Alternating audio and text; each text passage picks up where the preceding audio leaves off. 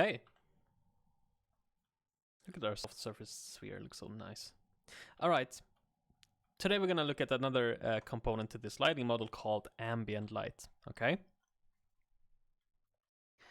Because right now, you know, the parts of this monkey that is not lit up is completely black. You know, these two sides of this cube is also completely black, and here also. Which, you know, if this was in space, so, you know, if the sun was over here, then maybe that would look fine. That is like, okay, there's only one light surface or light source, so therefore the object is completely black. But if you know, if you look at this Rubik's Cube, then even though the light source is over there, and you know, there might be some light source everywhere, you can clearly see all the other sides. You know, here you can see the diffuse lighting on these bottom faces are a little bit darker than the upper ones, but still you can see it. And why is that? Well, that's because photons bounce. Okay, so let me draw this out.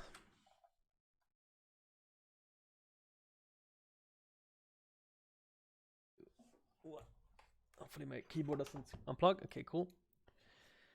So we're gonna talk about ambient light. So what's happening is that we have the sun or something, and then we have our cube. But there's also the environment around it. So it might be here, and it might be like a tree here. That's a tree.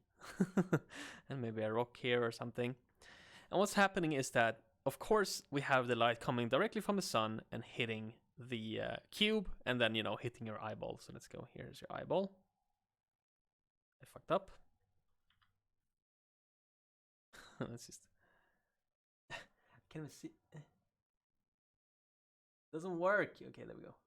Yeah, that was worth it. Okay, so it's hitting the cube and then, you know, bouncing and hitting our eyeball. And that's the diffuse lighting. But then we also have the photons, you know, bouncing off this this rock and then hitting the cube and then hitting your eyeball. And if I'm looking over here, if there's another eye, then there's going to be light, you know, hitting the ground and then bouncing to hit the other side of the cube and then going into your eyeball. And there's going to be stuff like hitting the cube and then, you know, bouncing off a cloud or something, bouncing off the tree, bouncing off the cube, and then going into your eye. There's going to be photons just flooding the place, all right? Which means that underside of this cube is going to be also lit up by this lighting coming from around the environment, the light that has bounced off other objects and then, you know, hit the underside of the cube. And that's sort of what's happening with the Rubik's Cube, that the light coming from the under faces here is, you know, light that's bouncing off my face and hitting the underside and then hitting the camera, and, you know, all the light bouncing on the walls and then off my table and so on. So there's not just this one photon stream coming in and it's going away. It's, you know, bouncing off everywhere. And that's, you know, how it finally hits our eyes. If photons didn't bounce, then we wouldn't be able to see the cube at all. So that's ambient light. And that's, of course, why in space, if something is away from the sun, it truly is completely black, because there's nothing around to bounce the light off of. At least not, you know, enough light to actually lit up the backsides of objects, because things are so far away.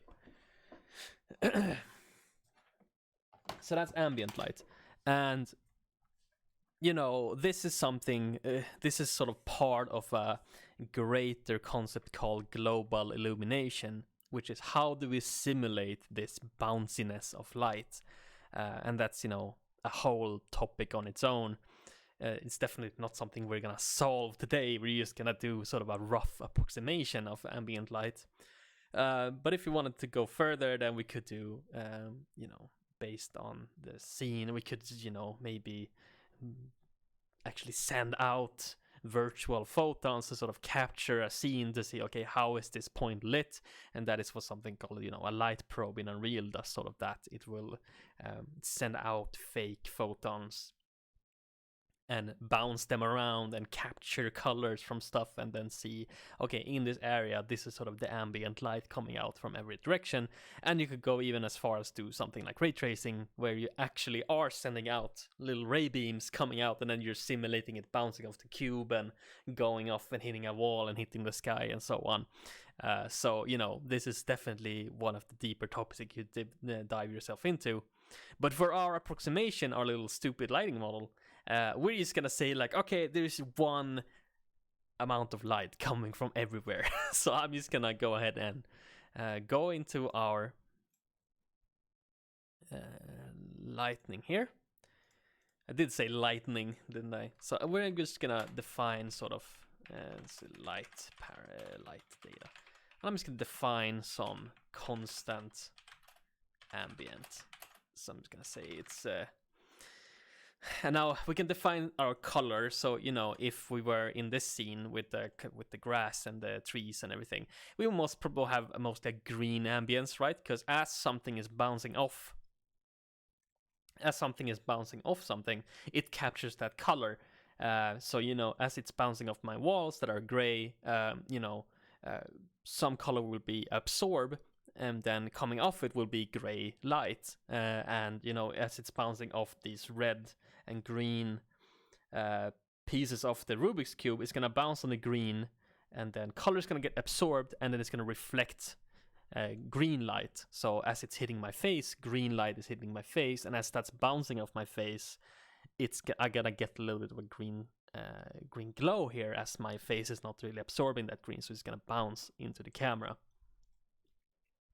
So, you know, in a scene that's mostly green, like in a forest, then you're gonna receive mostly green ambient light because it's bouncing around and it's hitting a lot of green things. So the light is becoming green, and then when it bounces off our white box, you know, it's gonna look a little bit green. So here's where we decide, you know, okay, what's the one color we wanna sum up our scene as? So if I go into our code, let's say I want to make it a little bit green. Right now we're in space in our scene. You know, there's nothing to really bounce the light off of to like sort of approximate. We have white objects about a gray background.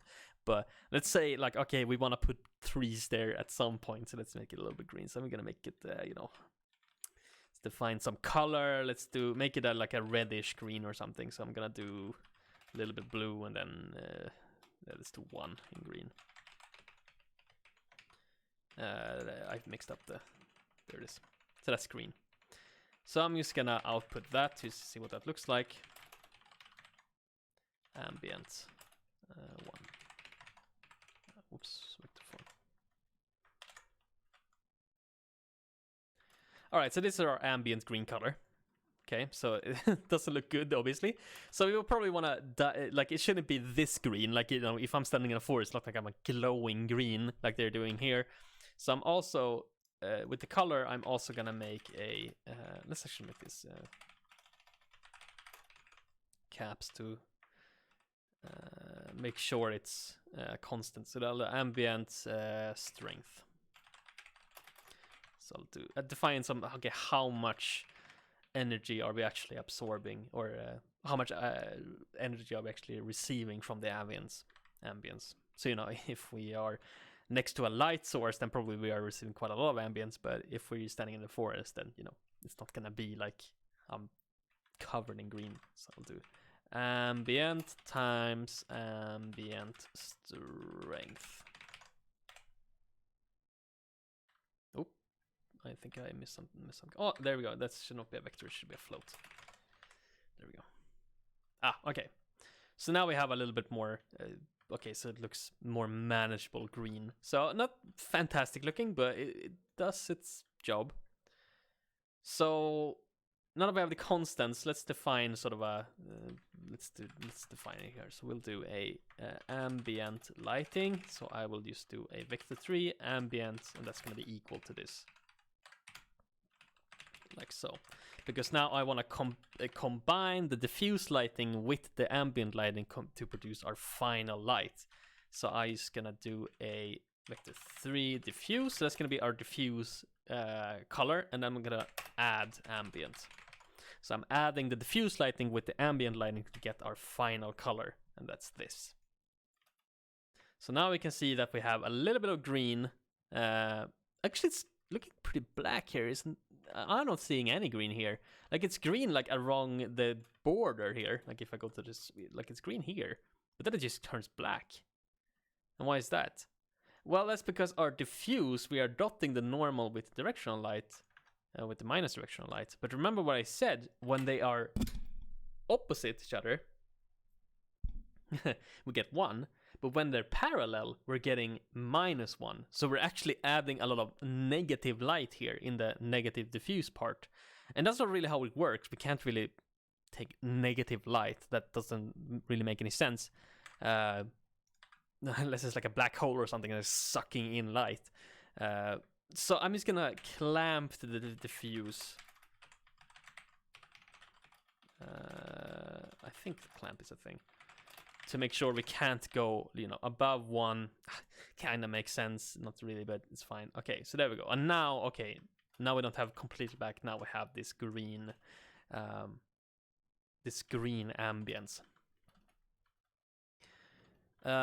So, it looks okay. I would say the ambience is maybe a little bit strong. It looks like it's covered in like grass.